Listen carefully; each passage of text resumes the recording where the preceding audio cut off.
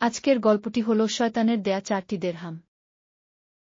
এক আল্লাহওয়ালা ব্যক্তি এক স্থানে কিছু লোককে একটি গাছের পূজা করতে দেখে রাগ ও গোসওয়ায় ফুলিয়া উঠল।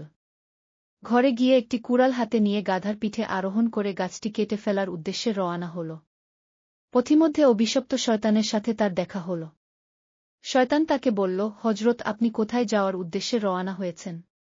সে বলল, অমুক স্থানে কতগুলো লোক একটি গাছের পূজা করছে, তাই আমি সে গাছটি কেটে ফেলার উদ্দেশ্যে যাচ্ছি। শয়তান বলল, আপনি আবার সেখানে ঝগড়ায় যেন লিপ্ত না হন। আপনি এই চিন্তা ত্যাগ করুন। যে অভিশপ্ত লোক সেই গাছের পূজা করবে, পরকালে সে তার জন্য তো শাস্তি ভোগ করবেই। তাদের উভয়ের মধ্যে এভাবে কথোপকথনের এক পর্যায়ে ঝগড়া শুরু হয়ে গেল। অতঃপর 3 বার মারপিট হল। অবশেষে ইবলিস শয়তান বুঝতে পারল যে এ লোকটিকে এভাবে বশ করা যাবে না। তাই সে নতুন কৌশল অবলম্বন করল। ইবলিস বলল, আপনি এই চিন্তা পরিত্যাগ করুন। ইহার বিনিময়ে আমি আপনাকে প্রতিদিন 4টি করে দেরহাম দিতে থাকব।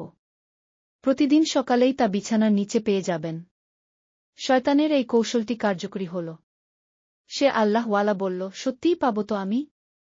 শয়তান বলল, হ্যাঁ, আমি তোমার সাথে পাকাপোক্ত ওয়াদা করছি। অতঃপর সে ব্যক্তি গাছ কাটার ইচ্ছা ত্যাগ করে ঘরে ফিরে এল। প্রতিদিন তার বিছানার নিচ হতে 4টি করে দেরহাম পেতে থাকল। এভাবেই কেটে গেল বেশ কিছু দিন। কিন্তু হঠাৎ একদিন শয়তানের ওয়াদাকৃত দেরহাম সে বিছানার নিচে পেল না। লোকটি রাগে ফুলিয়া পুনরায় কুড়াল হাতে নিয়ে সেই গাছটি কাটতে রওয়ানা হল। পথিমধ্যে আবারও শয়তানের সাথে তার দেখা হল। শয়তান তাকে জিজ্ঞেস করল, হজরত, আপনি কোথায় রওয়ানা হয়েছেন? সে বলল, অমুক স্থানে যে গাছটির পূজা করা হচ্ছে তা কেটে ফেলার জন্য যাচ্ছি। শয়তান বলল, থামো মিয়া, এ কাজ তোমার দ্বারা সম্ভব নয়। কারণ প্রথমে আল্লাহর সন্তুষ্টির জন্য গাছটি কাটতে চেয়েছিলে। তখন আমি সর্বশক্তি নিয়োগ করেও তোমাকে বাধা দিতে পারিনি।